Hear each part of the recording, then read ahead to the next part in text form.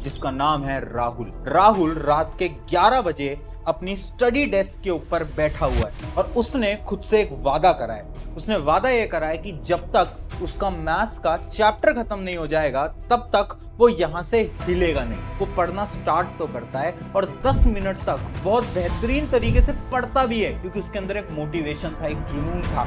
लेकिन 10 मिनट के बाद उसके फोन से एक आवाज आती है नोटिफिकेशन की, और वो जैसे ही उस मैसेज को उठाता है तो उसके मन में सवाल आने लगते हैं। क्या मुझे अपने फोन को यूज करना चाहिए या नहीं करना चाहिए? क्या मुझे इस समय पे पढ़ना चाहिए या नहीं पढ़ना चाहिए? और वो खुद से बोलता है कि चलो ऐसा करते हैं कि इस मोबाइल फोन के बस नोटिफिकेशन को देखेंगे और फिर फोन को रख देंगे। और ये सोचना उसकी बहुत बड़ी भूल थी। पता है फिर क्या हुआ? जैसे ही वो मोबाइल फोन को उठाता है सबसे पहले वो व्हाट्सएप खोलता है, फिर वो इंस्टाग्राम खोलता है, उस पर 4-5 रील्स देखने लगता है, और उसके बाद वो यूट्यूब खोलता है, उस पर कुछ यूट्यूब शॉर्ट्स देखने लगता है, वापस से इंस्टाग्राम पे आता है, इंस्टाग्राम की रील स्क्रॉल करने लगता है। कुछ रील्स के बाद एक ऐसी रील आती है जिसमें कि एक लड़का अपने पेरेंट्स के लिए एक नया घर ले रहा था, और तभी वो सोचने लगता है क्या मैं लाइफ में कभी इतना सक्सेसफुल हो पाऊंगा कि मैं अपने पेरेंट्स को एक घर गिफ्ट कर पाऊंगा। अगली ही रील एक ऐसे लड़के की आती है जिसमें कि वो बता रहा था कि 1 साल में उसने कैसे अपनी बॉडी को ट्रांसफॉर्म करा, और तभी वो सोचने लगता है क्या मैं भी कभी अपनी बॉडी को फिट कर पाऊंगा, क्या कभी मैं भी बहुत अट्रैक्टिव दिख पाऊंगा। वो ये सब कर ही रहा था, तभी उसी टाइम पर उसकी मम्मी दरवाजे को खोलकर उसके रूम के अंदर आती हैं और वो देखती हैं कि उसका बेटा जो कि पढ़ने वाला था वो अब मोबाइल फोन चला रहा है। और तभी उसकी मम्मी परेशान होकर उससे बोलती हैं कि बेटा राहुल, तेरी पढ़ाई के लिए हमने बहुत सारे पैसे लगाए हैं, अगर तू पढ़ेगा नहीं ना तो हम कुछ नहीं कर पाएंगे। और वो उस कमरे से चली जाती है। अब ये राहुल जो कि ऑलरेडी ओवर थिंकिंग कर रहा था कि वो सक्सेसफुल हो पाएगा, क्या वो अच्छा दिख पाएगा, क्या वो बॉडी को ट्रांसफॉर्म कर पाएगा, अब वही राहुल और ज्यादा ओवर थिंकिंग करने लगता है। वो सोचने लगता है क्या मैं लाइफ में कुछ कर पाऊंगा, क्या मैं अपने पेरेंट्स को प्राउड फील करवा पाऊंगा, क्या मैं अपने ड्रीम्स को अचीव कर पाऊंगा। वो सब सोच रहा होता है, उसका मोबाइल फोन उसके साइड में होता है और उसकी किताबें उसके सामने, और वो फंस जाता है द टीनेज ट्रैप के अंदर। और ये कहानी सिर्फ एक राहुल की नहीं है, ये कहानी आज के समय पर 90% टीनेजर्स की है जो कि इस टीनेज ट्रैप के अंदर फंसे हुए हैं। तो चलिए आज समझते हैं कि आखिर इस टीनेज ट्रैप से हम कैसे साइंस की मदद से बाहर निकल सकते हैं। हाय एवरीवन, मेरा नाम है प्रशांत। अभी मैं आपसे 5 सवाल पूछूंगा और उन सभी सवालों के आंसर आपको एकदम ऑनेस्ट होकर देने हैं, क्योंकि उस सवालों से आज आपको आपकी रियलिटी के बारे में पता चलेगा।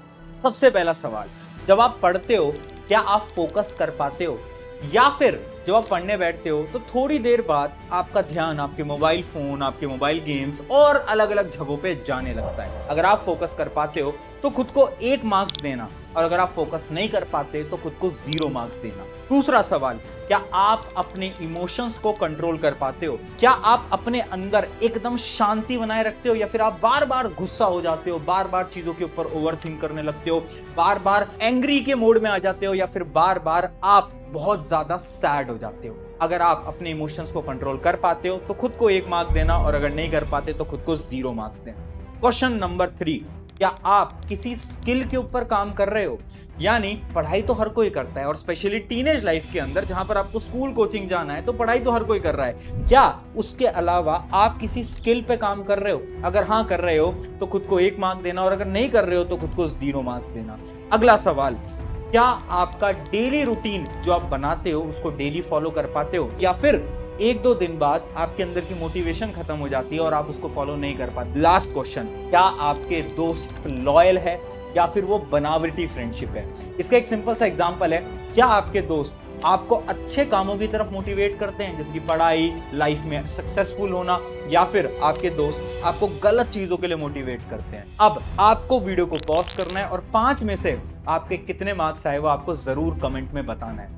मैं एक आपको फैक्ट बताता हूं, इसी रिसर्च को किया गया था, यानी यही क्वेश्चन बहुत सारे टीनेजर से पूछा गया था, और शॉकिंगली 80% से ज्यादा टीनेजर ने पता है क्या जवाब दिया?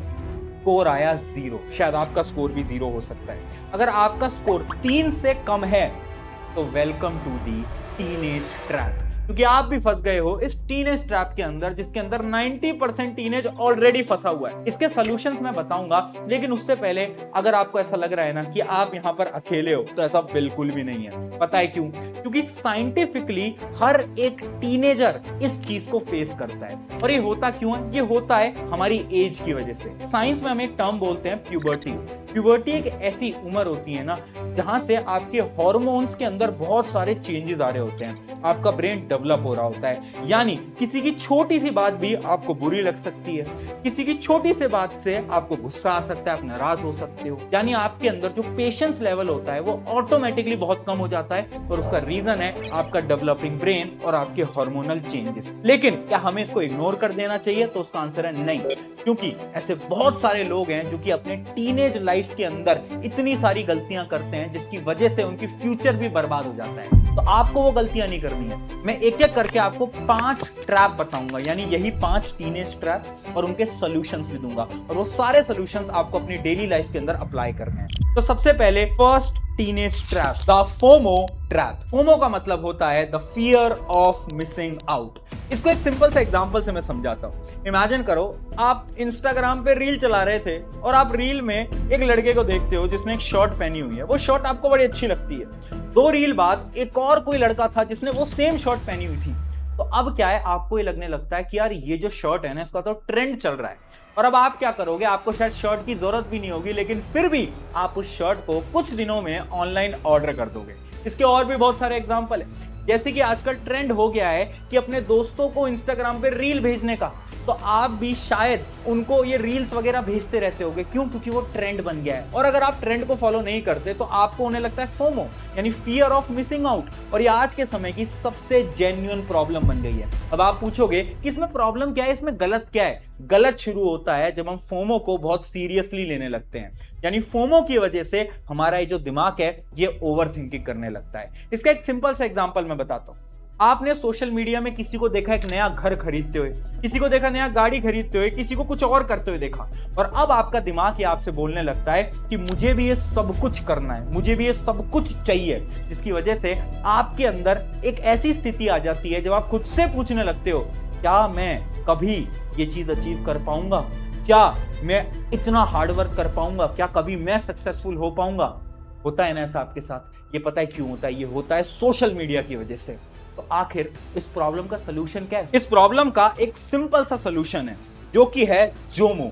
जोमो यानी the Joy of missing out. यानी अपनी साइकोलॉजी को, अपने दिमाग को थोड़ा सा आपको ना बदलना पड़ेगा, क्योंकि जब भी आप किसी चीज को मिस करते हो ना, तो उसमें एक जॉय है, एक पॉजिटिव चीज है जिसको कि हम इग्नोर कर देते हैं। फॉर एग्जाम्पल, इमेजिन करो कि आप ना अपने दोस्तों के साथ बाहर नहीं गए, है ना? क्यों नहीं गए? क्योंकि अगले दिन आपका एग्जाम था, तो आप पढ़ाई कर रहे थे। अब एक तो आपको फोमो होगा कि मैं अपने दोस्तों के साथ बाहर नहीं गया, वो आज कितना एंजॉय कर रहे थे और मैं घर पे पढ़ाई कर रहा था। जबकि आपको इसको उल्टे तरीके से देखना है। जोमो यानी जॉय ऑफ मिसिंग आउट, उसमें आपको जॉय ढूंढना है कि ठीक है, आज मैं पढ़ रहा था अपने घर पे बैठ के, मेरे दोस्त बाहर एंजॉय कर रहे थे। उससे इंपैक्ट क्या आएगा कि जब आपके मार्क्स आएंगे तो वो आपके दोस्तों के मुकाबले आपके बहुत ज्यादा आने वाले हैं। यानी आपको इस फियर ऑफ मिसिंग आउट को चेंज करके जोमो के अंदर कन्वर्ट करना होगा, और हर एक चीज में एक पॉजिटिव एक्सपेक्ट देखना पड़ेगा। अब आता है trap number 2, the education trap. मेरा एक सवाल है हर एक स्टूडेंट से, आपका दिनचर्या यानी आपका डेली रूटीन आखिर कैसा होता है? आप सुबह उठते हो, स्कूल वगैरह जाते होगे, स्कूल से वापस आते हो, थोड़ा बहुत रेस्ट लेते होगे, फिर ट्यूशन, कोचिंग, ऑनलाइन क्लास, वहां से वापस आते हो, थक जाते हो, रात को बैठ के होमवर्क वगैरह करते हो, असाइनमेंट वगैरह करते हो, और ये साइकिल हर रोज रिपीट होती रहती है। अब इसमें मेरा एक सवाल है, ये तो आपकी पढ़ाई चल रही थी, क्या आपने कोई नया स्किल सीखा? क्या आपने खुद को टाइम दिया? देखो, मैं खुद एक टीचर हूं, बट मैं फिर भी अपने हर एक स्टूडेंट को ये बोलता हूं कि खुद पे काम करो, खुद को टाइम दो और एक स्किल सीखो। अब मुझे भी पता है कि आज के समय पर ये टाइम मिल पाना तो पॉसिबल ही नहीं है, तो इसका भी एक सिंपल सा सोल्यूशन है, स्टार्ट स्मॉल। यानी आपको हर रोज, मैं ज्यादा नहीं बोल रहा हूं, सिर्फ 45 मिनट का एक स्लॉट बनाना है खुद के लिए।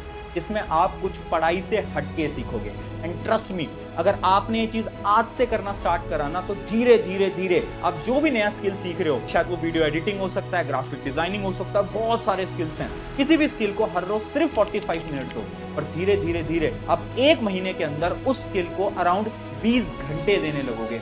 और एक रिसर्चर हैं जिनका नाम है जॉस